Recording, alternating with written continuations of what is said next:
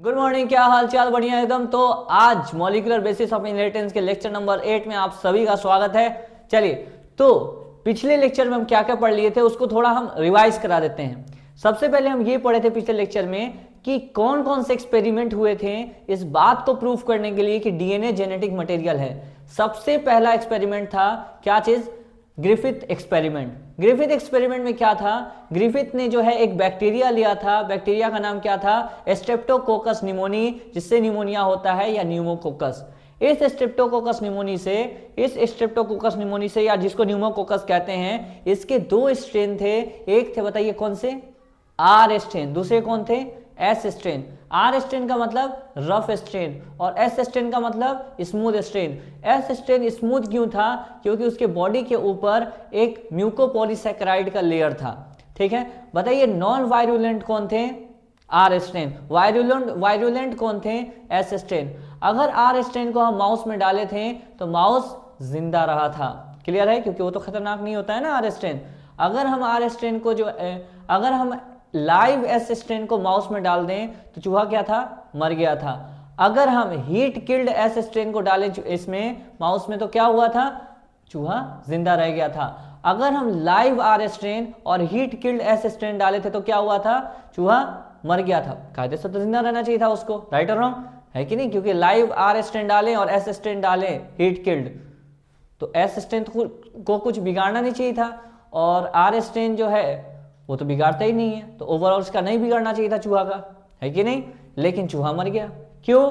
क्योंकि कुछ जो है something being some chemical from क्या चीज?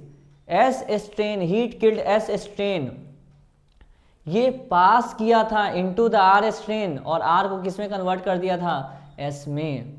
समझ में आ रहा नहीं आ रहा? इस वजह से आर एस में कन्वर्ट हो गया और चूहा मर गया था। याद आ रहा है कि नहीं आ रहा? उसके बाद हम एक बात बताओ यार, एक बात बताओ तुम हमको जल्दी से कि ट्रांसफॉर्मिंग प्रिंसिपल क्या चीज है? डीएनए है या आरएनए है? इस बात को किसने साबित किया था? जल्दी बताइए, बोलिए। एवरी मैकार्टे एंड मैक्लियोड ने।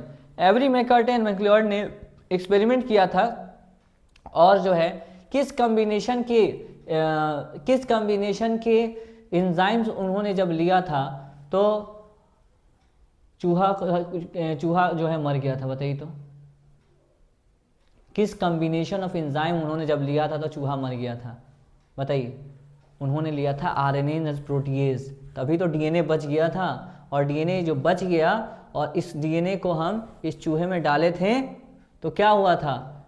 और आर स्ट्रेन भी डाल दिए थे तो इसके अंदर आर एस में कन्वर्ट हो गया और चूहा को मार दिया। याद आ रहा है? उसके बाद हम जो है एक बात, अगला एक्सपेरिमेंट पढ़े थे, इसका नाम क्या था? Hershey and chase experiment.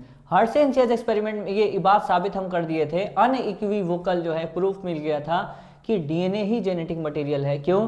क्योंकि जो डीएनए जेनेटिक मटेरियल होता है वो नीचे आता है, और जब हम P32 लिए थे तो डीएनए रेडियो एक्टिव होता है, और ये रेडियो एक्टिविटी कहाँ से आ रहा था? नीचे से आ रहा था। मतलब जो जेनेटिक मटेरियल क्या है वो डीएनए है। क्लियर है तब बात? आज हम क्या पढ़ेंगे? आज हम ये पढ़ेंगे कि डीएनए ही जेनेटिक मटेरियल क्यों है। मतलब ये ठीक है, हम बात मान गए, ये बात समझ गए, सारे बात ठीक है कि डीएनए जेनेटिक मटेरियल है, हम मान गए, पर ये बात दिमाग में कहीं ना कहीं आ गया, ये बात दिमाग में कहीं ना कहीं क्लिक कर रहा था लोगों के कि डीएनए ही क्यों? न्यूक्लियस के अंदर तीन चीज मिलता है, डीएनए, आरएनए और प्रोटीन। क्रोमोसोम में तीन चीज होती हैं, डीएनए, आरएनए और प्रोटीन। तो मेरा सवाल, लोगों के दिमाग में सवाल आया कि डीएनए ही जेनेटिक मटेरियल क्यों? Why DNA is genetic material? Clear है? मतलब आज ये हमारा टॉपिक ऑफ डिस्कशन रहेगा कि why DNA is genetic material. ठीक, तो यहां तक बात क्लियर है? जल्दी बताइए, जल्दी बताइए। क्योंकि न्यूक्लियस, ध्यान सुनना भाई, न्यूक्लियस में तीन चीजें था। क्या क्या था सर? न्यूक्लियस में तो डीएनए भी है, हाँ सर। न्यूक्लियस में तो आरएनए भी है, जी सर। न्यूक्लियस में तो प्रोटीन है, जी सर। तो इन तीनों में why DNA he genetic material? Nature ने इसे ही क्यों सेलेक्ट किया?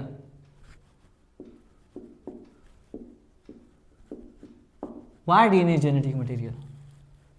हाँ, हम मानते हैं कि कुछ वायरस में आरएनए जेनेटिक मटेरियल हो सकता है, पर सारे लिविंग की अगर हम बात करें, लिविंग सेल की बात करें, तो डीएनए ही जेनेटिक मटेरियल। हम मानते हैं कि yes, some virus can have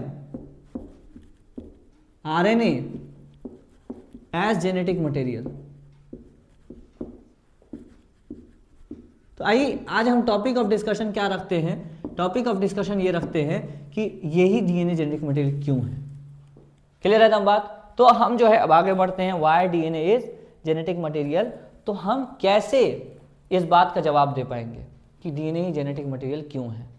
DNA he genetic material क्यों है, इस बात का कैसे जवाब देंगे बताइए? इस बात को जवाब देने के लिए इन तीनों को कंपेयर करेंगे, इसको, इसको और इसको। डीएनए, आरएनए और प्रोटीन को कंपेयर करेंगे। वी विल कंपेयर, सुनिएगा ध्यान से, we will compare DNA, RNA and protein. ठीक है, कंपेयर करेंगे। ठीक है, कंपेयर करेंगे। अब अच्छे जेनेटिक मटेरियल होने का क्या फीचर है? वो फीचर जिसमें मिलेगा वही तो जेनेटिक मटेरियल बनेगा। यानी कि feature of good genetic material, क्या क्या होता है? Feature of good genetic material क्या क्या होता है बताइए? ये याद रखिए, बहुत इंपॉर्टेंट सेक्शन चल रहा है, feature of good genetic material. सबसे पहला feature of good genetic material का है, it is able to make replica. Able to make क्या चीज? रेप्लिका। सर रेप्लिका मतलब कॉपी, वो अपना कॉपी बना पाए। एक एक बात को हम डिटेल में डिस्कशन करेंगे, ये बस लिख रहे हैं। दूसरा, it should B structurally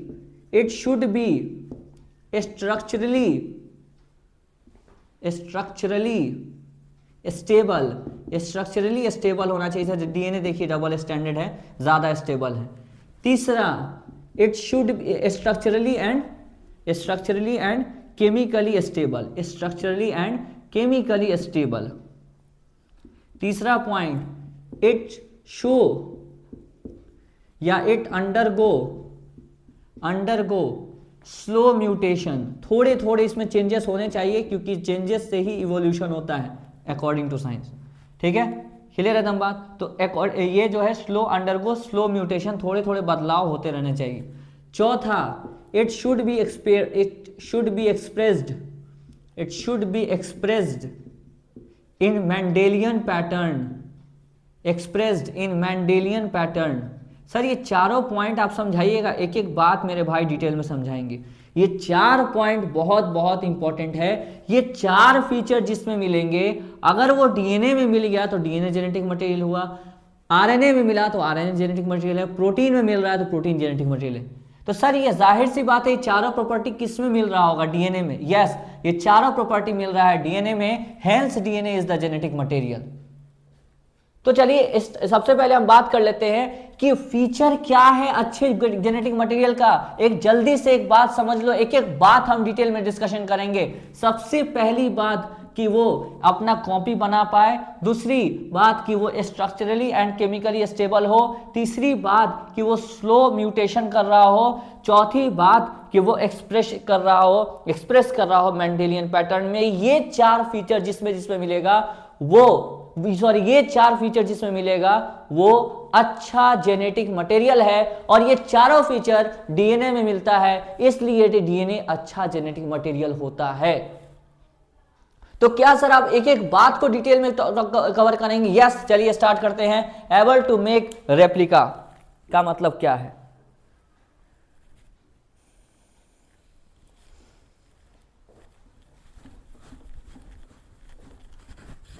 sir अभी तक सवाल क्या बनेगा? ये चारों फीचर पे सवाल बनेगा।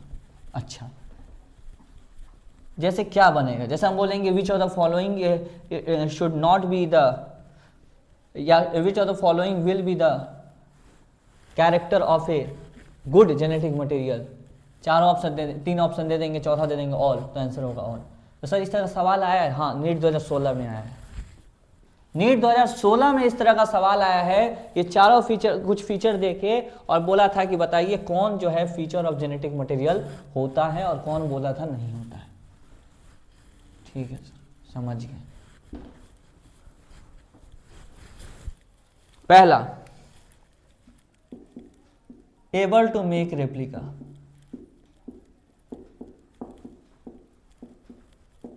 सर रेप्लिका मतलब कॉपी। जैसे देखो, तुम एक बात जानते हो कि एक सेल को जब डिवाइड करना होगा तो उसको कॉपी, डीएनए की कॉपी बनाना पड़ेगा, तभी तो दो में जाएगा। मतलब एक सेल है, इसमें ये डीएनए है, ये डीएनए का कॉपी बना पाएगा तभी नहीं ये जो है दो सेल में अपने इंफॉर्मेशन को भेज पाएगा। हाँ, यानी कि कॉपी बनाना चाहिए। हाँ, क्या बताइए, प्रोटीन कॉपी बना पाता है अपना? प्रोटीन क्या होता है सर? प्रोटीन होता है chain of amino acid. Chain of amino acid, ये चेन ऑफ अमीनो एसिड जहां एक एन टर्मिनस होता है, एक सी टर्मिनस होता है। अगर ये चेन ऑफ अमीनो एसिड है, कभी ऐसा हुआ है कि एक प्रोटीन से एग्जैक्टली कॉपी प्रोटीन बन जाए? ऐसा एकदम सेम टू सेम इसका कॉपी बन के जो है दूसरा प्रोटीन बन जाए? ऐसा नहीं होता। प्रोटीन का कॉपी नहीं बनता। Protein do not make copy, do not make copy. Protein की कॉपी नहीं बनती। यानी कि ये तो पहले ही क्राइटेरिया में छट गया। हाँ सर, अब कौन बचा? अब डीएनए एंड आरएनए बचा। अब कौन बचा? डीएनए एंड आरएनए बचा पहले क्राइटेरिया में। डीएनए एंड आरएनए, क्योंकि ये दोनों को मिला के हम क्या कहते हैं? Nucleic acid. याद है क्या कहते हैं? Nucleic acid. न्यूक्लिक एसिड क्या कर सकता है? ये न्यूक्लिक एसिड क्या कर सकता है? ध्यान सुनना, डीएनए एंड आरएनए दोनों में बेस पेयरिंग चलता है। क्या मतलब सर? ये डीएनए है जी सर, क्या है ये? डीएनए है। यहाँ ए है तो यहाँ टी है, मान लो यहाँ जी है, यहाँ सी है, ठीक है। ए के सामने टी आता है, टी के सामने ए आता है, जी के सामने सी आता है, सी के सामने जी आता है। इस तरीके से क्या होता है? ये स्ट्रैंड अलग हो जाते हैं। याद आ रहा है? ये स्ट्रैंड अलग हो जाते हैं और जो है इसके कॉम्प्लीमेंट्री कुछ स्ट्रैंड लग जाते हैं। इसका मतलब कंफर्म है कि डीएनए अपना कॉपी बना सकता है। हाँ, क्या आरएनए के कॉम्प्लीमेंट्री चीजें जुड़ सकती हैं? क्या आरएनए का कॉम्प्लीमेंटैरिटी होता है? हाँ, डबल स्ट्रैंडेड आरएनए बन सकता है। सर हम तो आज तक नहीं देखे हैं। डबल स्ट्रैंडेड आरएनए बनता है पर वो स्टेबल नहीं होता, वो टूट जाता है। ठीक है, आप कहाँ पढ़ते हैं इसको? बायोटेक्नोलॉजी में पढ़ते हैं। वहां पे भी आरएनए इंटरफेरेंस में कि double stranded RNA non viable होता है, वो टूट जाता है। यानी कहने का मतलब कि डीएनए एंड आरएनए दोनों ही न्यूक्लिक एसिड है, दोनों में कॉम्प्लीमेंटैरिटी है, दोनों कॉम्प्लीमेंट्री बेस पेयरिंग को फॉलो करता है। ये दोनों क्या करता है? फॉलो करता है किस चीज को? कॉम्प्लीमेंट्री बेस पेयरिंग को। कॉम्प्लीमेंट्री बेस पेयरिंग को। अगर ये कॉम्प्लीमेंट्री बेस पेयरिंग को फॉलो करता है तो जाहिर सी बात है कि दोनों जो है कॉपी बना सकता है, can make replica. Can make replica. Replica मतलब कॉपी बना सकता है। इसका मतलब क्या है? इसका मतलब ये है कि DNA and RNA can be concluded in the genetic material. Clear है एकदम बात? जल्दी बताइए। तो डीएनए एंड आरएनए क्योंकि कॉपी बना सकता है, इसीलिए हम क्या बोलेंगे कि ये हम फीचर में काउंट कर सकते हैं। पक्का? जल्दी बोलिए, जल्दी बोलिए। यस सर, एकदम क्लियर है। अब हम यहाँ सवाल क्या बनाएंगे? देखिए, हम सवाल ये बनाएंगे, सबसे पहला सवाल बनाएंगे कि which of the following can not act as क्या चीज? Genetic material. जेनेटिक मटेरियल के अंदर क्या काम नहीं कर सकता है? पहला डीएनए, दूसरा आरएनए, तीसरा प्रोटीन। सर बहुत आसान सवाल हो गया। हाँ, तो क्या आंसर होगा सर? प्रोटीन। सर ये दोनों एक्ट कर सकता है? हाँ कर सकता है, पर यहीं पे सवाल में थोड़ा चेंज कर देंगे। Which of the following can not act as genetic material. Sir ये तो सेम ही सवाल लग रहा है। सेम नहीं है, सुनिए ध्यान से। इन लिविंग सेल पहला डीएनए, दूसरा आरएनए, तीसरा प्रोटीन, चौथा बोथ बी एंड सी। तो याद कीजिए हम बोले थे कभी भी आरएनए लिविंग सेल में जेनेटिक मटेरियल काम नहीं कर सकता, तो ये दोनों जेनेटिक मटेरियल की तरह काम नहीं करेगा, तो आंसर होगा सी, सॉरी डी। क्लियर है तब बात? बताइए यहां तक कोई दिक्कत है? एक और क्वेश्चन करते हैं, एक और क्वेश्चन करते हैं। Which of the following is, which of the following is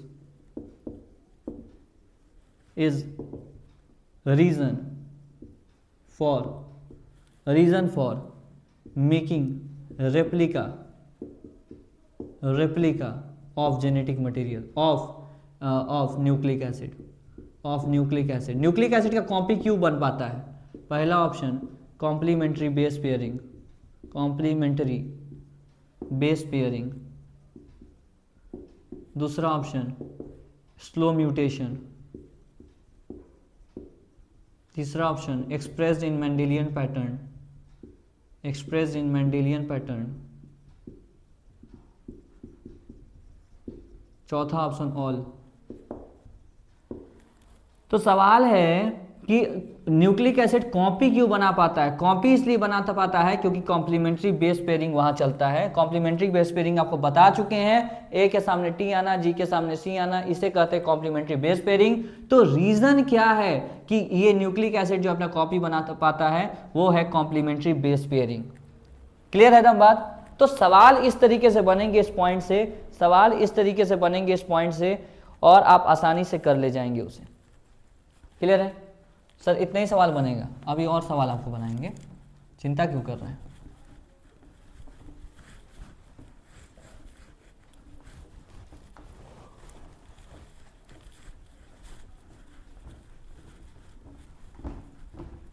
अगला सवाल,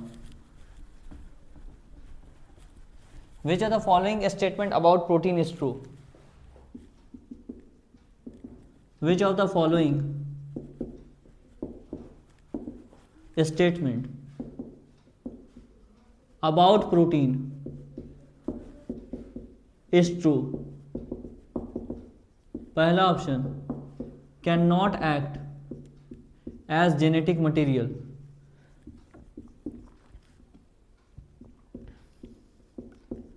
दूसरा can not make replica,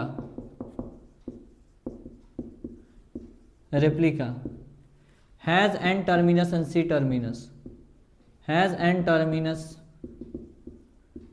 terminus, चौथा ऑल। कौन सी चीज सही है प्रोटीन के बारे में? क्या प्रोटीन जेनेटिक मटेरियल तक कभी काम नहीं करेगा? हाँ सही बात है, कभी नहीं काम करेगा। ये कभी अपना कॉपी नहीं बना सकता? सही बात है, प्रोटीन अपना कॉपी नहीं बना सकता, और यही कारण है कि ये जेनेटिक मटेरियल की तरह काम नहीं कर सकता। Has N terminus C terminus, yes, कोई भी चेन ऑफ अमीनो एसिड में यहाँ NH2 ग्रुप फ्री रहता है तो जिसको एन टर्मिनस कहते हैं, यहाँ COOH ग्रुप फ्री रहता है जिसे हम सी टर्मिनस कहते हैं। तो किसी भी प्रोटीन में एन टर्मिनस और सी टर्मिनस दोनों होगा, तो yes N terminus C terminus दोनों होगा। तो सारी बातें इस प्रोटीन के बारे में सही हैं। अगला question, feature of good genetic material, not feature of good genetic material. पहला option able to make replica, दूसरा ऑप्शन स्ट्रक्चरली मोर स्टेबल, तीसरा option chemically more stable,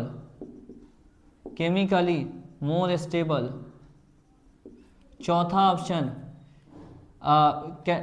not express in Mendelian pattern. Sir ये बात हम तो समझे नहीं है, मेंडेलियन पैटर्न वाली हम समझाएंगे भाई, पर अभी तुम आंसर बताओ इसका क्या होगा। Not express in Mendelian pattern क्या होगा? जल्दी बताओ, क्या बताओ, जल्दी फास्ट। तो विच नॉट फीचर, ये फीचर नहीं है भाई, ये फीचर है, ये भी फीचर है, ये भी फीचर है। सर ये दोनों तो आप समझाए नहीं है, समझाएंगे, पर आपको ये बात तो लिखवाए है ना, तो क्या ये बात याद हो गया? फीचर? तो यही बात कह रहे, यही बात आपको बता रहे कि इतना आपको हम रिवाइज कराएंगे कि आपके दिमाग में सारी चीजें सेट हो जाएंगी इंशाल्लाह। चलिए एक और क्वेश्चन करते हैं। कितना क्वेश्चन करेंगे? अरे बहुत क्वेश्चन करेंगे भाई, बहुत क्वेश्चन करेंगे। चलिए question, which of the following is considered is act as can act as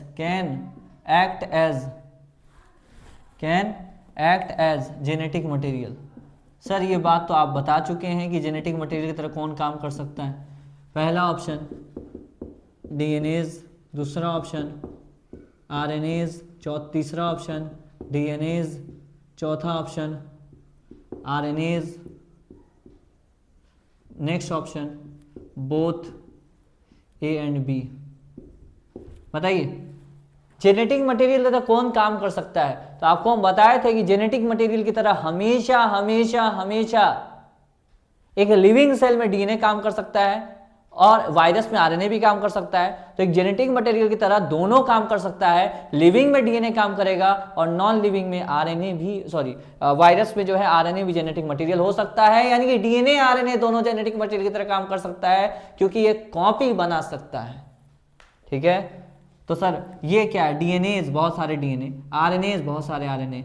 तो यस डीएनएज नहीं, ये एंजाइम है, प्रोटीन है भाई, ये एंजाइम है। आरएनएज ये एंजाइम है, ये प्रोटीन है, नहीं काम कर सकता है ये। तो क्या कर रहा है? कैन एक्ट एज, ये दोनों काम कर सकता है, ये डीएनए एंड आरएनए। क्लियर है एकदम बात? जल्दी बताइए। यस सर, यानी कि पहला पॉइंट आपको एकदम ही क्लियर हो गया होगा कि डीएनए कैसा होता है। डीएनए का अच्छे जेनेटिक मटेरियल का पहला फीचर जिसे हम कहते हैं it should able to make replica, मतलब अपना कॉपी बनाना चाहिए। प्रोटीन अपना कभी कॉपी नहीं बना सकता, प्रोटीन अपना कभी कॉपी नहीं बना सकता, बट आरएनए एंड डीएनए क्योंकि दोनों जेनेटिक मटेरियल है तो ये दोनों दोनों न्यूक्लिक एसिड है, तो ये दोनों कॉम्प्लीमेंट्री बेस पेयरिंग की वजह से, दोनों कॉम्प्लीमेंट्री बेस पेयरिंग की वजह से ये कॉपी बना सकते हैं। तो पहले क्राइटेरिया में प्रोटीन छट गया। अब जो बचा दूसरे क्राइटेरिया में बात करते हैं। दूसरा क्राइटेरिया कौन है? दूसरा क्राइटेरिया है स्ट्रक्चरल स्टेबिलिटी। स्ट्रक्चरल स्टेबिलिटी मतलब स्ट्रक्चर के मामला में वो स्टेबल है या नहीं है। ठीक है, दूसरा क्राइटेरिया स्ट्रक्चरल स्टेबिलिटी। देखिए प्रोटीन क्या होता है sir? Protein chain of amino acid होता है, ये चेन ऑफ अमीनो एसिड होता है। प्रोटीन क्या होता है sir? Chain of amino acid होता है।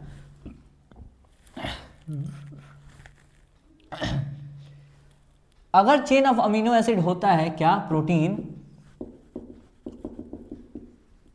तो प्रोटीन काफी अनस्टेबल होता है। सर ये बात हम कैसे बोल सकते हैं प्रोटीन अनस्टेबल होता है? क्योंकि याद करिए बायोमोलिक्यूल में ये बात लिखा हुआ है कि पीएच चेंज करने पर और टेम्परेचर चेंज करने पर प्रोटीन चेंज हो जाता है। तो क्या ये अनस्टेबल नहीं हुआ? डेफिनेटली हुआ। सर ये बात हमको फील दिलाइए। देखो कैसे, तुम कभी ये देखे हो कि कई हार्मोन वाले इंजेक्शन जो होते हैं, जो प्रोटीन वाले इंजेक्शन होते हैं, जैसे इंसुलिन है, उसको फ्रिज में रखा जाता है। फ्रिज में क्यों रखा जाता है? क्योंकि अगर वो टेम्परेचर अगर जरा भी गड़बड़ होगा तो वो जो है खराब हो जाएगा। समझ में आ रहा है? इसे टेम्परेचर का खास ध्यान रखना पड़ता है, क्योंकि अगर टेम्परेचर आप गड़बड़ कीजिएगा तो क्या होगा, तो ये क्योंकि अनस्टेबल है तो तुरंत ही क्या होगा, चेंज हो जाएगा।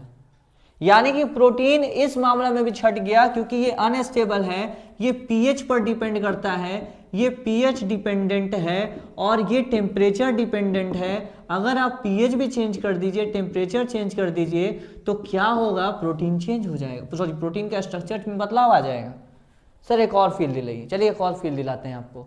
आपको ये बुखार हुआ होगा तो भूख कम लगता है क्योंकि आपके पेट के एंजाइम सही से काम नहीं करता है, क्योंकि आपके पेट के एंजाइम का टेम्परेचर उसको सही से नहीं मिल पाता। इस वजह से क्या होता है, आपको भूख नहीं लग पाता, क्योंकि टेम्परेचर गड़बड़ है तो प्रोटीन के स्ट्रक्चर में थोड़ा बदलाव आ रहा है। तो ये बात भी ये साबित कर ले गया कि प्रोटीन जो है हाईली अनस्टेबल मॉलिक्यूल है। क्योंकि ये पीएच पर भी डिपेंड करता है, टेम्परेचर पर भी डिपेंड करता है। एक और मिसाल देते हैं आपको साबित करने के लिए। जैसे आप जो है दूध में जब नींबू डालते हैं तो दूध का पीएच चेंज हो जाने की वजह से प्रोटीन का स्ट्रक्चर बदल जाता है, जिस वजह से अंदर के जो प्रोटीन होते हैं वो टूट जाते हैं, उनका स्ट्रक्चर में बदलाव आ जाता है। दूध के प्रोटीन के अंदर, दूध में जो प्रोटीन है उनके स्ट्रक्चर में बदलाव आ जाता है। तो ये भी ये साबित कर ले गया कि पीएच चेंज करने की वजह से दूध के अंदर का प्रोटीन बदल गया है। तो हेंस अगेन प्रूफ हो गया कि प्रोटीन क्या होता है, एक अनस्टेबल मॉलिक्यूल है। और बायोमोलिक्यूल में भी ये बात लिखा हुआ है कि protein, amino acid ionisable character के होते हैं, आयोनाइजेबल होते हैं, पीएच डिपेंडेंट होते हैं। अगर आपको याद हो तो पीएच का ग्राफ भी वहां बना हुआ है, यानी कि ये बात भी साबित कर ले गया कि प्रोटीन अनस्टेबल है, वो पीएच के साथ बदल सकता है, टेम्परेचर के साथ बदल सकता है, क्योंकि वो आयोनाइज हो सकता है। पक्का? यानी कि प्रोटीन इस कैरेक्टर में भी छट गया, स्ट्रक्चरल स्टेबिलिटी इसके पास नहीं है। तो सर कौन बचा? अब बचा डीएनए एंड आरएनए। डीएनए कैसा होता है? Double stranded. डीएनए कैसा होता है? Double stranded. और आरएनए कैसा होता है? Single stranded. तो आप बताइए ज्यादा स्टेबल कौन है? आप बताइए ज्यादा स्टेबल कौन है, डीएनए या आरएनए? तो सर हम कैसे बताएं? इसमें 2 स्ट्रैंड है, इसमें 1 स्ट्रैंड है, तो ज्यादा स्टेबल इसमें क्या है? ये डबल स्ट्रैंडेड है। स्ट्रैंड मतलब सर एक धागा को स्ट्रैंड कहते हैं। ये डबल स्ट्रैंडेड है और ये कैसे हैं? सिंगल स्ट्रैंडेड हैं। इस वजह से ये ज्यादा स्टेबल है और ये कम स्टेबल है। ये मोर स्टेबल है और ये लेस स्टेबल है। सर हमको कैसे पता चला कि ये डीएनए ज्यादा स्टेबल है? पहला तो ये डबल स्ट्रैंडेड वाली बात। दूसरा, ग्रिफिथ वाली बात याद करो। ग्रिफिथ में हीट किल्ड एस स्ट्रेन जब था, जब हम एस स्ट्रेन को टेम्परेचर देके मार दिए थे, उसका कौन सा चीज बचा रह गया था? डीएनए, जो कि आर में चला गया था। यानी कि डीएनए हीट देने के बाद भी नहीं जो है खराब हुआ था, यानी कि डीएनए हीट रेसिस्टेंट होता है, थर्मोस्टेबल होता है। ये बात ग्रिफिथ के एक्सपेरिमेंट से एविडेंट हुआ था। यानी कि एक बात हम बोल सकते हैं कि ग्रिफिथ के एक्सपेरिमेंट से, फ्रॉम ग्रिफिथ एक्सपेरिमेंट ये बात एविडेंट हुआ था। एविडेंट मतलब प्रूफ हो गया था कि डीएनए थर्मोस्टेबल है। थर्मोस्टेबल मतलब एस स्ट्रेन को मारने के बाद भी, एस स्ट्रेन को मारने के बाद भी उसका डीएनए बचा रह गया था। तो फ्रॉम ग्रिफिथ एक्सपेरिमेंट एविडेंट हुआ था कि डीएनए थर्मोस्टेबल है। तो ये अगेन प्रूफ ले गया कि DNA is more stable, structurally more stable. Structure इसका ज्यादा स्टेबल है। और स्ट्रक्चर और स्टेबल होने का कारण क्या है कि मान लो हीट कर दिए, डीएनए ऐसा था, इसे हम हीट कर दिए, इसके स्ट्रैंड्स अलग हो गए, इनके स्ट्रैंड्स क्या हो गए? अलग हो गए, क्योंकि कॉम्प्लीमेंट्री है। रीजन क्या है? कॉम्प्लीमेंटैरिटी की वजह से ये वापस से जुड़ जाएंगे, ड्यू टू कॉम्प्लीमेंटैरिटी। कॉम्प्लीमेंटैरिटी के वजह से वापस से जुड़ गए। तो सीधा एनसीईआरटी कहता है कि डीएनए ज्यादा स्ट्रक्चरली स्टेबल है, क्योंकि कॉम्प्लीमेंट्री बेस पेयरिंग यहाँ चलता है। अगर आप हीट से इसको अलग भी कर दीजिएगा तब भी जो है यहाँ पर ये दोबारा से आके जुड़ जाएगा, क्योंकि कॉम्प्लीमेंट्री होता है। पर आरएनए में ऐसी बात नहीं होती। आरएनए जो है स्ट्रक्चरली लेस स्टेबल है, यानी कि इस पॉइंट में डीएनए आरएनए दोनों कॉपी बना सकता था। तो यहां पर यह बात क्लियर है, प्रोटीन छट चुका था। दूसरी बात, स्ट्रक्चरली स्टेबिलिटी में हम बात करें तो डीएनए ज्यादा स्ट्रक्चरली स्टेबल है, ना ही प्रोटीन इतना स्टेबल है, ना ही आरएनए उतना स्टेबल है। क्लियर है दम बात? Yes sir. अब तीसरा पॉइंट हम बात करेंगे केमिकल स्टेबिलिटी की। तीसरा पॉइंट हम बात करेंगे जिसका बात होगा क्या चीज? केमिकल स्टेबिलिटी का। कहां लिखें? यही लिख देते हैं। तीसरा पॉइंट केमिकल स्टेबिलिटी, यहां हटा देते हैं।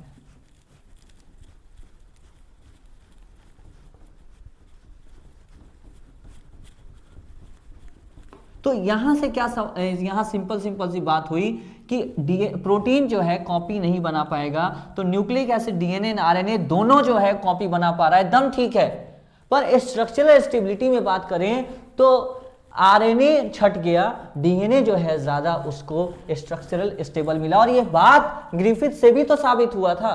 ग्रिफिथ में भी जो मॉलिक्यूल अंदर स्टेबल रह गया था वो कौन सा मॉलिक्यूल था? वो तो जो केमिकल था जो अंदर रह गया स्टेबल, वो कौन सा था? वो तो डीएनए था। तो ये बात भी हो गया, ये बात भी डन। डीएनए जो है जीत गया, डीएनए विन, डीएनए जीत गया। और यहाँ डीएनए आरएनए दोनों जो प्रोटीन छट गया है ना, तो यहाँ भी डीएनए एक प्रकार से तो जीता ही है। यानी कि ये 2 पॉइंट आपका डन, ये 2 पॉइंट डन, ये भी हो गया, ये भी हो गया। तीसरा पॉइंट जिसे हम कहते हैं chemical stability. Stability, chemical stability का मतलब होता है डीएनए केमिकल वाइज ज्यादा जो है स्टेबल है। एक बात बताओ, डीएनए ज्यादा स्टेबल है केमिकली या आरएनए? सर हम कैसे बताएं? डीएनए में थाइमीन होता है, टी, डीएनए में थाइमीन होता है और थाइमीन लीस्ट रिएक्टिव बेस है, मतलब वो जो है रिएक्ट नहीं करता है, ये बहुत स्टेबल बेस है। तो थाइमीन होने की वजह से डीएनए भी स्टेबल है। समझ में आ रहा है? डीएनए में याद कीजिए शुगर और नाइट्रोजनस बेस फॉस्फेट, तो डीएनए में जो शुगर है उसमें 2 डैश पर H होता है और इस OH नहीं होता, 2 डैश पे H होता है शुगर में, जिस वजह से वो क्या होता है, मोर स्टेबल होता है। क्योंकि ये जो OH आता है ना, ये लेस स्टेबल बनाता है इसे। तो डीएनए में क्योंकि थाइमीन होता है, ये कारण है डीएनए के केमिकली स्टेबल होने का। और डीएनए में थाइमीन आता है, ये पहला कारण। दूसरा कारण डीएनए में H होता है 2 डैश पे, ये दूसरा कारण है डीएनए के स्टेबल होने का। और आरएनए में यही आरएनए में भी 2 कारण है अनस्टेबल होने का। पहला 2 डैश पे OH होना और दूसरा यूरेसिल यानी कि हाईली रिएक्टिव बेस इसका प्रेजेंट होना। तो हम ये बात बोल रहे हैं कि केमिकल स्टेबिलिटी में डीएनए और आरएनए को हम थोड़ा अगर कंपेयर कर लें, डीएनए और आरएनए को थोड़ा कंपेयर कर लें, तो डीएनए ज्यादा स्टेबल है और आरएनए लेस स्टेबल है। डीएनए ज्यादा स्टेबल है, क्यों? रीजन क्या है इसका? 2 रीजन है। पहला कि 2 डैश पे जो है क्या है, 2 डैश ऑफ शुगर पे क्या है, H है, ठीक है, डीऑक्सीराइबो शुगर पे 2 डैश पर H है। अरे ये वाली बात कर रहे हैं हम, यहां पर क्या है, H है। दूसरा कारण क्या है? दूसरा कारण है क्या चीज, यहां पर थाइमीन होता है जो कि लेस रिएक्टिव होता है। थाइमीन नाइट्रोजनस बेस होता है जो कि कैसा होता है, लेस रिएक्टिव होता है। ये 2 कारण है कि केमिकली मोर स्टेबल है। आरएनए में भी 2 कारण है जिस वजह से केमिकली लेस स्टेबल है। लेस स्टेबल मतलब अनस्टेबल है, अनस्टेबल है। इसके 2 कारण है। पहला कारण कि इसके 2 डैश ऑफ शुगर पे, इस पे जो शुगर था राइबोज शुगर, इसके 2 डैश पे यहां OH था। और दूसरा कारण है कि यहाँ यूरेसिल है और यूरेसिल की वजह से, यूरेसिल क्योंकि मोर रिएक्टिव बेस होता है, मोर रिएक्टिव बेस होता है, इस वजह से ये अनस्टेबल है। और यूरेसिल की वजह से ही आरएनए लेबाइल, ये जो आरएनए है, आरएनए ये लेबाइल हो जाता है, लेबाइल फॉर डिग्रेडेशन। सर क्या मतलब है? मतलब यही वजह है, यूरेसिल का होना ही वजह है। सॉरी उल्टा, यहाँ तक बात क्लियर है? जल्दी बताइए, यहाँ तक बात क्लियर है? गलती से बोल दी है, सॉरी। 2 डैश पे OH होता है और यूरेसिल होता है जिस वजह से ये रिएक्टिव यानी कि अनस्टेबल हो जाता है। क्लियर है एकदम बात? और ये जो 2 डैश पे यहाँ OH है, इसकी वजह से आरएनए जो है, आरएनए लेबाइल हो जाता है, लेबाइल हो जाता है फॉर डिग्रेडेशन। सर क्या मतलब है लेबाइल फॉर डिग्रेडेशन? इसका मतलब है लेबाइल फॉर डिग्रेडेशन का कि 2 डैश पे आरएनए लेबाइल फॉर डिग्रेडेशन हो जाता है due to presence of, sir ये लिख दीजिए उसके बाद समझा दीजिए भाई, चिंता मत कर, पूरा लिख, पहले लिख ले भाई इसको, उसके बाद समझाएंगे। RNA labile for degradation due to presence of OH at 2 dash of sugar. Sir इसका मतलब क्या है? शुगर के इस 2 डैश पर यहाँ OH होने की वजह से, यहाँ पर OH होने की वजह से, यहाँ पर OH होने की वजह से आरएनए लेबाइल फॉर डिग्रेडेशन होता है। मतलब आरएनए टूट जाता है इसकी वजह से ये उसे टूटने पर मजबूर कर देता है, ये उसे खराब करवाने पर मजबूर कर देता है। तो आरएनए टूट क्यों जाता है? टूट क्यों जाता है? Due to OH। यही मतलब इस लाइन का कि लेबाइल फॉर डिग्रेडेशन मतलब प्रोन फॉर डिग्रेडेशन, टूट जाता है। क्यों टूट जाता है? इस OH की वजह से, जो कि 2' ऑफ शुगर पर है। क्लियर है दम बात? यानी कि हम आपसे क्या बोले हैं? हम आपसे ये बोले हैं कि अच्छा डीएनए जेनेटिक, हम आपसे ये बोले हैं कि अच्छा जेनेटिक मटेरियल होने के 4 फीचर्स होते हैं। उनमें से पहला फीचर है एबल टू मेक रेप्लिका, मतलब वो अपना कॉपी बना पाए ताकि अगले डॉटर सेल में भेज सके। समझ में आ रहा नहीं आ रहा? इस चीज में हम डीएनए, आरएनए और प्रोटीन को कंपेयर किए तो प्रोटीन छट गया। डीएनए आरएनए क्योंकि न्यूक्लिक एसिड है, दोनों में कॉम्प्लीमेंटैरिटी है, जिस वजह से डीएनए आरएनए कॉपी बना सकता है। दूसरी बात हम किए स्ट्रक्चरल स्टेबिलिटी के बारे में, तो डीएनए और आरएनए और प्रोटीन में प्रोटीन हाईली अनस्टेबल है, बिकॉज ये पीएच और टेम्परेचर सारी चीज पर डिपेंड करता है। तो प्रोटीन यहां भी छट गया। डीएनए आरएनए में डीएनए ज्यादा स्टेबल है। केमिकल स्टेबिलिटी में बात करें तो डीएनए ज्यादा स्टेबल है। क्यों? क्योंकि डीएनए पर H होता है शुगर में, और थाइमीन होता है जो कि एक लेस रिएक्टिव बेस है। आरएनए क्या होता है? आरएनए अनस्टेबल होता है। उसका क्या कारण है? 2' पे OH होना, 2' पे क्या होना? OH होना, ये एक कारण है। और यही OH होने की वजह से आरएनए डिग्रेड हो जाता है, टूट जाता है। सर आरएनए क्यों टूट जाता है ये बताइए। आपको एक बात पता है कि डीएनए से आरएनए बनता है, आरएनए से प्रोटीन बनता है। तो जब एक बार डीएनए से आरएनए बनाए, आरएनए से एक बार हम प्रोटीन बना लिए, उसकी इंफॉर्मेशन को पढ़कर, आरएनए की इंफॉर्मेशन को पढ़कर, तो अब क्या इस आरएनए की इंफॉर्मेशन की जरूरत है? तो जवाब है नहीं, कोई जरूरत नहीं है। तो क्या भी आरएनए रहना चाहिए? नहीं रहना चाहिए। हेंस आरएनए इज अनस्टेबल, और यही कारण है, और इसी वजह से आरएनए अनस्टेबल रहता है, क्योंकि आरएनए को टूट जाना चाहिए, इसलिए वो टूट जाता है। तो एक बार प्रोटीन बन जाता है तो आरएनए टूट जाता है। तो आरएनए के डिग्रेड होने का मेन वजह क्या है? मेन वजह OH है, जो कि 2' पर होता है। Is it very very clear? यानी कि ये भी हम पढ़ा दिए आपको, ये भी डन। इसमें भी कौन जीता? डीएनए जीता। इसमें भी कौन जीता? डीएनए जीता। ठीक है सर, बहुत बढ़िया। अब जो है चौथा चीज जिसको हम बात करते हैं, एक्सप्रेस इन मेंडेलियन पैटर्न, यानी कि डीएनए जो है एक्सप्रेस होना चाहिए एक मेंडेलियन पैटर्न में। मेंडेलियन पैटर्न का मतलब क्या है समझाते हैं। फिलहाल अब आप इतना बताइए, यहां तक बातें क्लियर हैं कि नहीं? एकदम जोरदार है सर, एकदम दिमाग में मैप बनते चल रहे हैं।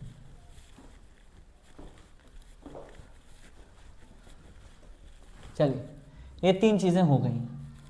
अब जो है हम चौथी चीज पे आते हैं कि ये मेंडेलियन पैटर्न में जो है ये तीसरा चीज नहीं, इसकी एनसीईआरटी इसी को एक साथ बोलता है, केमिकली स्ट्रक्चर इम्यून स्टेबल। तीसरा पॉइंट, इसे हम क्या कर रहे हैं? अंडरगो स्लो म्यूटेशन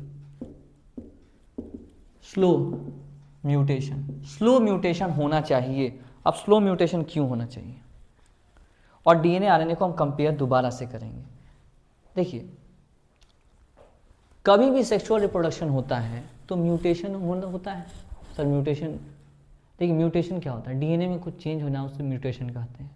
ठीक है, म्यूटेशन हम डिटेल में पढ़ेंगे प्रिंसिपल ऑफ इनहेरिटेंस में। पर खैर, अभी हम आपको ये बता रहे हैं फिलहाल कि म्यूटेशन क्या होता है, डीएनए में कुछ बदलाव होना। तो म्यूटेशन थोड़ा मोड़ा ज़रूरी होता है, थोड़ा मोड़ा चेंजेस होना ज़रूरी होता है। म्यूटेशन की वजह से जो भूरा आँख का अलील बना है या फिर जो है और चीज़ें बनी हैं, वो म्यूटेशन की वजह से ही बनी है। तो म्यूटेशन ज़रूरी होता है, म्यूटेशन ज़रूरी है ताकि इवोल्यूशन हो सके।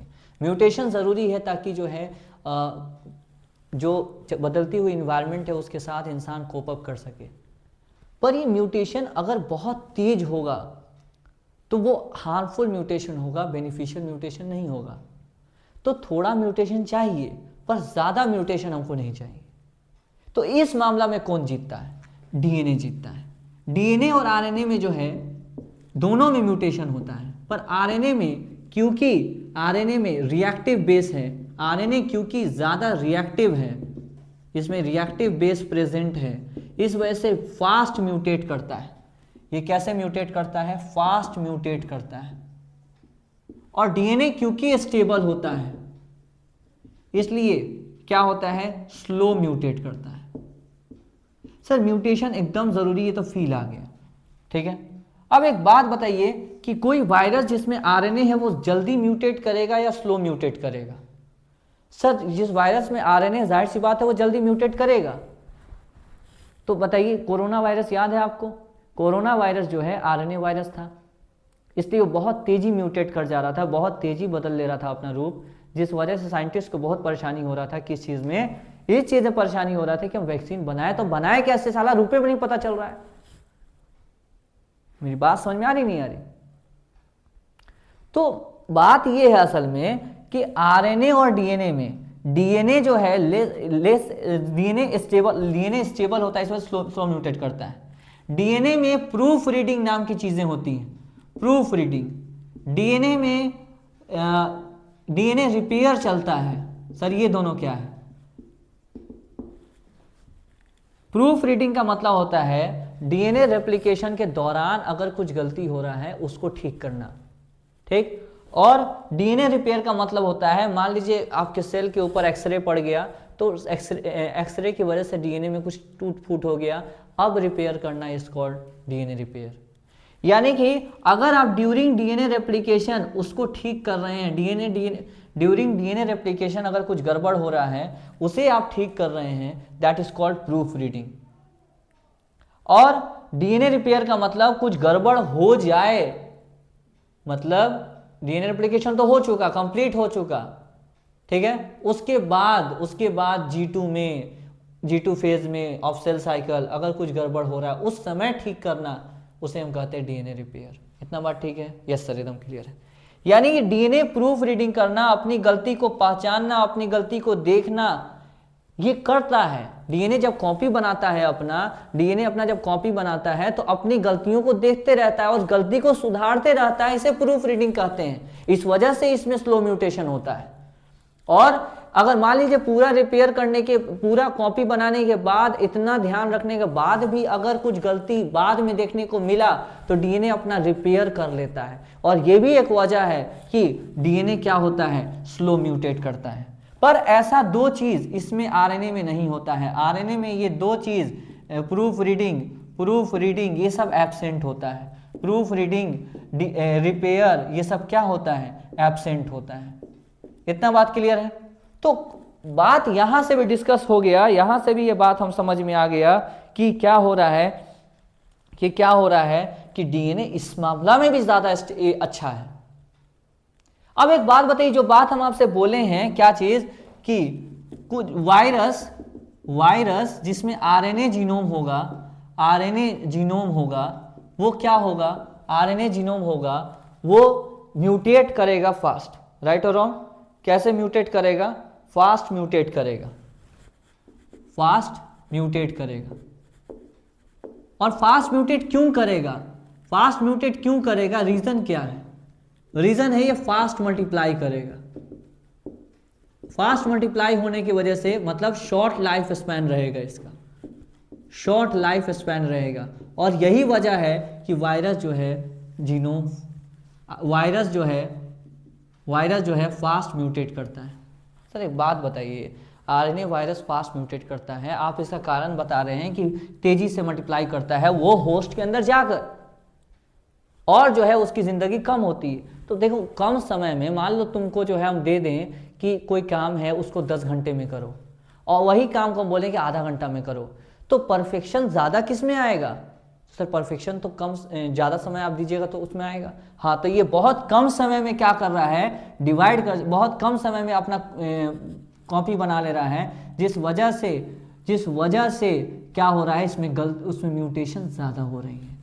कम समय में ज्यादा अपना खानदान बढ़ा रहा है, जिस वजह से इसमें म्यूटेशन ज्यादा होती है। इसलिए आरएनए वायरस में क्या होता है? म्यूटेशन फास्ट होता है, क्योंकि शॉर्ट लाइफ स्पैन होता है और फास्ट मल्टीप्लाई करता है। Is it very very clear? कोई दिक्कत? यानी कि इस मामला में भी, स्लो म्यूटेशन वाले में भी डीएनए जीत गया, ये भी डन। तो पहला बात एबल टू मेक रेप्लिका, पहली बार डीएनए की एबल टू मेक रेप्लिका, इसमें प्रोटीन हार गया था, इसमें कॉपी नहीं बन रहा था। डीएनए आरएनए क्योंकि दोनों न्यूक्लिक एसिड है तो कॉम्प्लीमेंटैरिटी की वजह से दोनों अपना कॉपी बना सकता था। स्ट्रक्चरल केमिकल स्टेबिलिटी में बात करें तो डीएनए जीत गया क्योंकि डीएनए डबल स्ट्रैंडेड है, हीट भी कर देंगे तो वापस से आके जुड़ जाएगा। केमिकली मोर स्टेबल है क्योंकि वहां पर थाइमीन होता है और 2' पे H होता है, और स्लो म्यूटेशन करता है क्योंकि इसमें प्रूफ रीडिंग और डीएनए रिपेयर जैसी चीज होती है। इस वजह से डीएनए ही जीत रहा है हर जगह।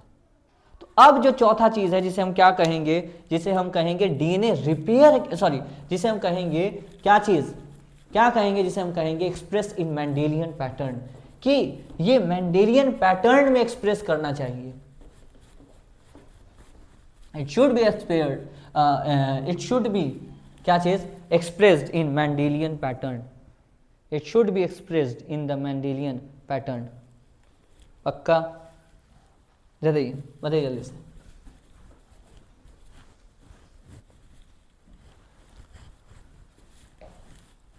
ये भी डन, ये भी हो गया।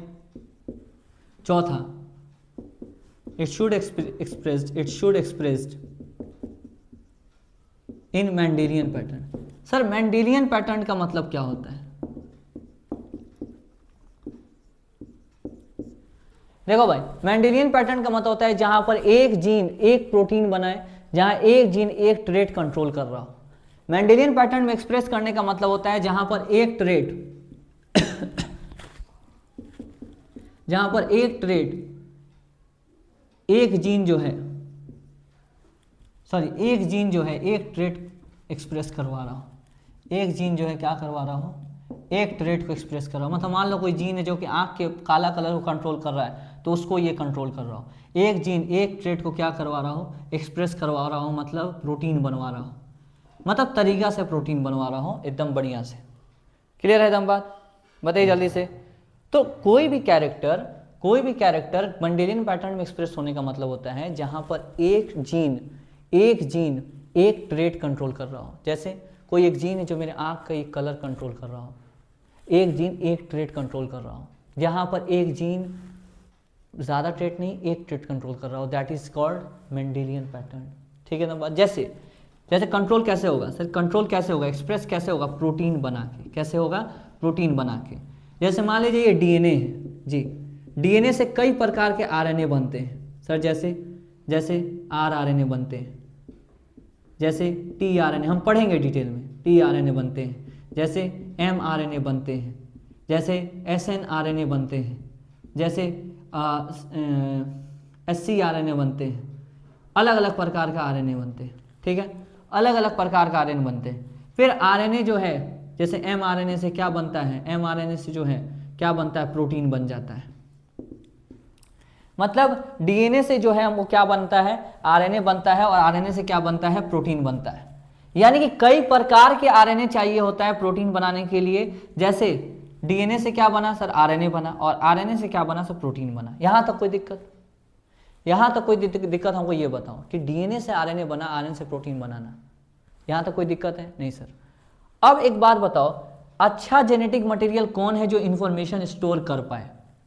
इंफॉर्मेशन स्टोर मतलब ये प्रोटीन बनवाना है, इसका इंफॉर्मेशन स्टोर करे कि किस प्रकार का प्रोटीन बनाना है। तुम किसको चुनोगे? अगर तुमको दे दे कि चुनना है डीएनए या आरएनए में से, तो किसको चुनोगे?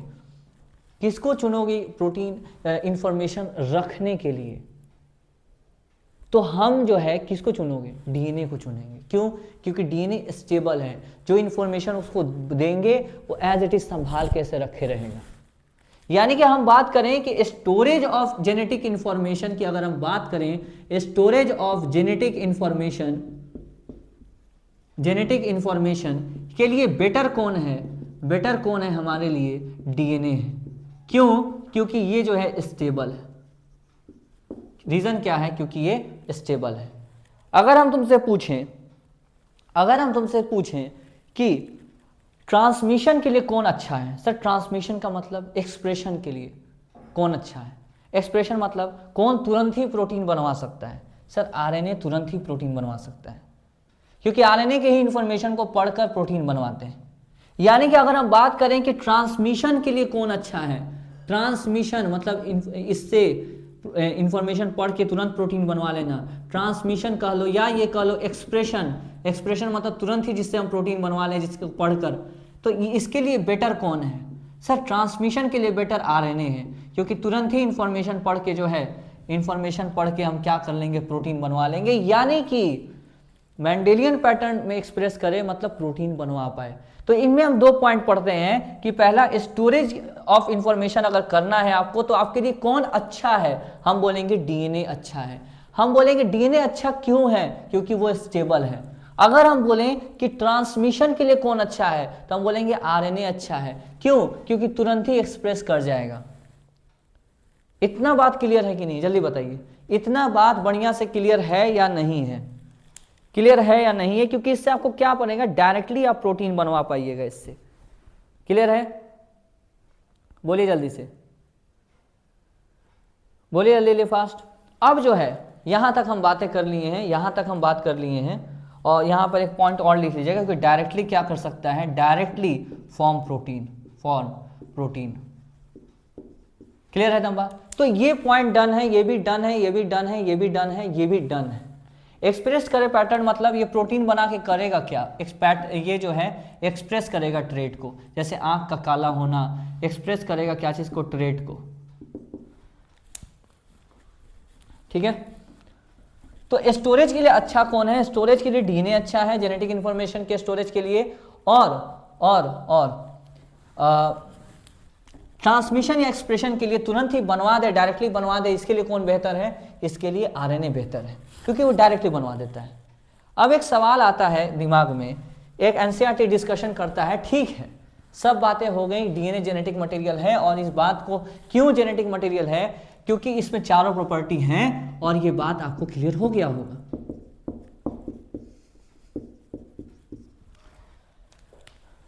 ये चारों पॉइंट जो कि हमने आपको बताया, ये चारों पॉइंट जो हमने आपको बताया है कि अच्छे डीएनए, अच्छे जेनेटिक मटेरियल का क्या चीज प्रॉपर्टी है, हमने क्या बोला अभी, हमने बोला अभी आपसे कि अच्छे जेनेटिक मटेरियल का क्या क्या प्रॉपर्टी है, तो 4 प्रॉपर्टी है। सबसे पहले हमने बोला कि एबल टू मेक रेप्लिका, अपना कॉपी बना ले, और इस बात को हम डिटेल में डिस्कस किए हैं, और उसमें हम ये बताए हैं आपको कि प्रोटीन अपना कॉपी नहीं बना सकता।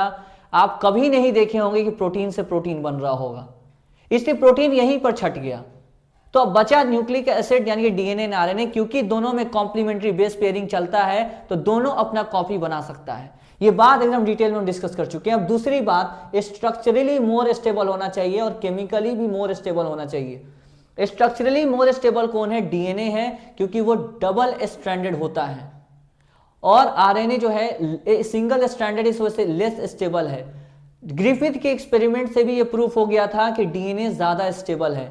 क्या प्रोटीन स्टेबल है? नहीं। बायोमोलिक्यूल में लिखा है कि वो पीएच एंड टेम्परेचर डिपेंडेंट होता है, यानी कि इस बात से भी ये बात क्लियर हो गया कि डीएनए ज्यादा स्टेबल है स्ट्रक्चरली, और डीएनए ज्यादा स्टेबल है केमिकली भी। कैसे? क्योंकि डीएनए के 2' ऑफ शुगर पर H ग्रुप होता है, H होता है, और डीएनए में थाइमीन होता है जो कि लेस रिएक्टिव बेस होता है, तो डीएनए ज्यादा केमिकली स्टेबल है एज कंपेयर टू आरएनए। फिर अगर बात करें स्लो म्यूटेशन, तो डीएनए में स्लो म्यूटेशन होता है क्योंकि डीएनए में प्रूफ रीडिंग चलता है और डीएनए में डीएनए रिपेयर चलता है, तो वहां स्लो म्यूटेशन का स्कोप है।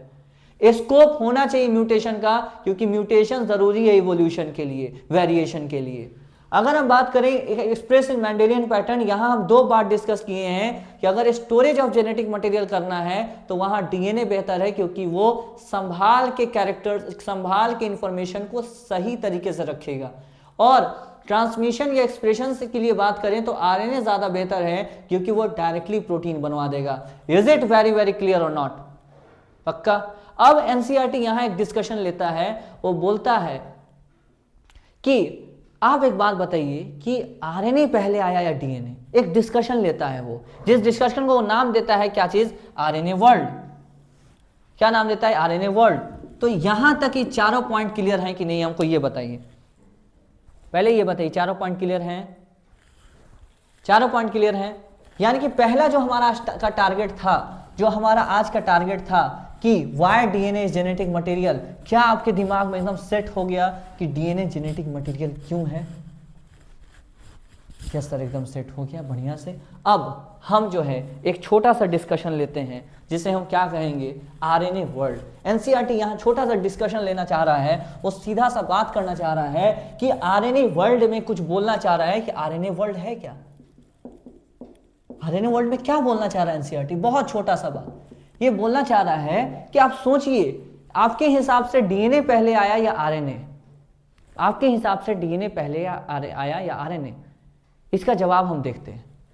मतलब एनसीईआरटी पूछता है, सवाल पूछता है एनसीईआरटी, क्या पूछता है कि आपके हिसाब से डीएनए पहले आया, फर्स्ट जेनेटिक मटेरियल क्या है? फर्स्ट जेनेटिक मटेरियल जो इवॉल्व हुआ वो क्या है, वो क्या है? तो इस जवाब को हम लिखेंगे, पर उसके पहले जो है आपसे जो है हम बहुत सारा डिस्कशन कर लेंगे, बहुत सारा नहीं सॉरी थोड़ा ही सा करेंगे, घबरा मत मेरे भाई। ये जो है पहला जेनेटिक मटेरियल क्या है, इस बात को हम जवाब देंगे। पहले उससे पहले एक बात जान लीजिए कि डीएनए सारे लिविंग सेल में, all living cell genetic material है। सर ये बात तो आप बता चुके हैं, हाँ, तब भी रिवाइज करा दे रहे हैं ताकि आप ये बात को ना भूलें कि डीएनए सारे लिविंग सेल में जेनेटिक मटेरियल है। आरएनए जेनेटिक मटेरियल हो सकता है, कैन बी जेनेटिक मटेरियल, पर इन सम वायरस, सिर्फ वायरस में हो सकता है, कुछ वायरस में हो सकता है, किसी भी लिविंग सेल में आरएनए जेनेटिक मटेरियल नहीं होता। तो खैर मेरा सवाल ये था कि पहले कौन इवॉल्व हुआ, तो पहले इवॉल्व हुआ आरएनए। सर क्या बात करें, हाँ आरएनए हुआ था, पहले आरएनए इवॉल्व हुआ। अब आरएनए क्या है, आरएनए के पास बड़ा अच्छा एबिलिटी है, क्योंकि आरएनए में कॉम्प्लीमेंट्री बेस पेयरिंग वाली बात भी है, उसमें जो है वो इंफॉर्मेशन स्टोर कर सकता है, वो जेनेटिक मटेरियल की तरह काम कर सकता है, कुछ वायरस में करता भी है। यानी कि ये can act as genetic material, ये जेनेटिक मटेरियल की तरह काम कर सकता है। आरएनए जो है ये कैटलिस्ट की तरह भी काम करता है। कैसे काम करता है? कैटलिस्ट की तरह भी काम करता है। किसकी तरह काम करता है भाई? कैटलिस्ट की तरह। कैन एक्ट एज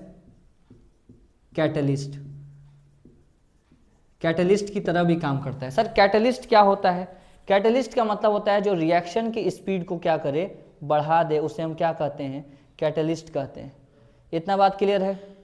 जल्दी बताइए, बोलिए। हाँ सर, इतना बात क्लियर है। तीसरी बात, आरएनए अडेप्टर की तरह भी काम कर सकता है। सर मतलब क्या? सर अडेप्टर क्या होता है हमको ये नहीं समझ में आता है। हम आपको ये तीनों पॉइंट डिस्कस करते हैं। फिलहाल आपको ये समझ में आया कि जेनेटिक मटेरियल की तरह काम करता है। हाँ सर ये तो समझ में आ गया। तो आरएनए जेनेटिक मटेरियल की तरह काम कर सकता है। कैटलिस्ट का मतलब है कि जो कैटलिस्ट का मतलब होता है जो रिएक्शन की स्पीड को बढ़वा दे। तो आरएनए जो है कैटलिस्ट की तरह भी काम करता है, ये एंजाइम की तरह भी काम करता है। एक्ट एज एंजाइम, कैटलिस्ट मतलब एंजाइम की तरह काम भी करता है। अब एंजाइम की तरह काम कर रहा है, इसी वजह से ये कैसा है? रिएक्टिव है। जी सर एकदम क्लियर बात, एंजाइम की तरह काम कर रहा मतलब रिएक्टिव है। एडेप्टर मॉलिक्यूल का मतलब क्या होता है? जो अमीनो एसिड को उठा के लाए, जैसे हम पढ़ेंगे आगे टीआरएनए अमीनो एसिड को उठा के लाता है। तो खैर हमको ये बात है कि आरएनए जेनेटिक मटेरियल की तरह भी काम करता है, कैटलिस्ट की तरह भी काम करता है, एडेप्टर की तरह भी काम करता है। और क्योंकि ये कैटलिस्ट की तरह काम करता है इसलिए ये रिएक्टिव भी है। तो हुआ क्या कि आरएनए से जो है हमने क्या किया, आरएनए से हमने क्या किया? इवॉल्व किया किसमें? डीएनए में। और इवॉल्व करने के लिए क्या कहेगा? वो जो सिंगल स्ट्रैंडेड था अब उसको वो डबल स्ट्रैंडेड बना लिया। मतलब जो सिंगल स्ट्रैंडेड था अब वो कैसा हो गया है? डबल स्ट्रैंडेड हो गया है। और जो इसमें यूरेसिल था वो थाइमीन में कन्वर्ट हो गया है। यूरेसिल किस में कन्वर्ट हो गया है? थाइमीन में। सर ये कैसे हुआ होगा? यहाँ पे मिथाइलेशन, याद कीजिए 5 methyl uracil thymine, methyl group add कर दिए होंगे।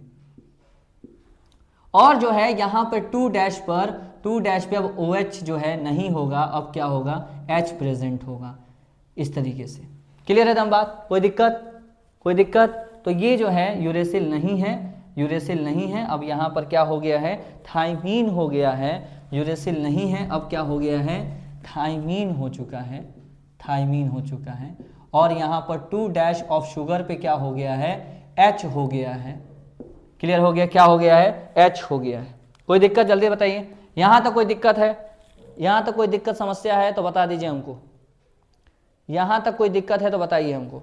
तो सवाल बस यही है, छोटा सा बात, कि आरएनए वर्ल्ड में क्या डिस्कशन करना चाह रहा है एनसीईआरटी। आरएनए वर्ल्ड में ये डिस्कशन करना चाह रहा है एनसीईआरटी कि पहले आरएनए आया या डीएनए। तो सर हम कैसे जवाब देंगे पहले आरएनए आया या डीएनए? तुम ये बताओ ज्यादा काम कौन कर पा रहा है? ज्यादा काम कौन कर पा रहा है? आरएनए। ये जेनेटिक मटेरियल की तरह भी काम कर सकता है, कैटलिस्ट की तरह भी काम कर सकता है, एडेप्टर मॉलिक्यूल की तरह भी काम कर सकता है, पर डीएनए जो है बस स्टोरेज ऑफ इंफॉर्मेशन ही करेगा। तो सर ये ज्यादा काम करता है, तो स्टार्टिंग में कौन आया? ये आया। पर क्योंकि इसमें स्टेबिलिटी कम है, ये क्योंकि ये अनस्टेबल है, इस वजह से हमको आरएनए से क्या बनाना पड़ा? डीएनए बनाना पड़ा। सर ये अनस्टेबल क्यों है? क्योंकि ये कैटलिस्ट की तरह काम करता है, इसलिए ये रिएक्टिव है, अनस्टेबल है। और इसी वजह से हम जो है आरएनए से डीएनए इवॉल्व किए। और जो है तो क्या डीएनए, आरएनए के सारे काम डीएनए ने ले लिया है? नहीं, अब ये बस एक ही काम करता है, ये स्टोरेज ऑफ जेनेटिक इंफॉर्मेशन करता है, स्टोरेज ऑफ जेनेटिक इंफॉर्मेशन करता है। डीएनए कभी भी कैटलिस्ट की तरह काम नहीं करता। DNA never act as catalyst, DNA never act as catalyst, DNA never acts as catalyst. Clear है दम बात? आरएनए कैटलिस्ट की तरह काम करता है, एंजाइम की तरह काम करता है, जिसे हम राइबोजाइम कहते हैं। क्या कहते हैं? राइबोजाइम। समझ में आ रहा नहीं आ रहा? ये राइबोजाइम मतलब ये आरएनए है जो कि एंजाइम की तरह काम करता है। अब एंजाइम की तरह काम करता है, इसलिए कैसा है? आरएनए रिएक्टिव होता है। क्लियर है तो बात? और आरएनए से नॉर्मली हम जानते हैं कि क्या बनता है? प्रोटीन बनता है। क्लियर है तो बात? तो आज जो है हम बहुत चीजें डिस्कस किए हैं, ऐसा कहना गलत है, हम बहुत कम डिस्कशन किए हैं। क्या चीज? कि why DNA genetic material, why DNA genetic material, और फिर जो है आरएनए वर्ल्ड डिस्कस किए हैं। तो चलिए मिलते हैं, धन्यवाद। अपना और अपने परिवार का ख्याल रखें। Thank you so much.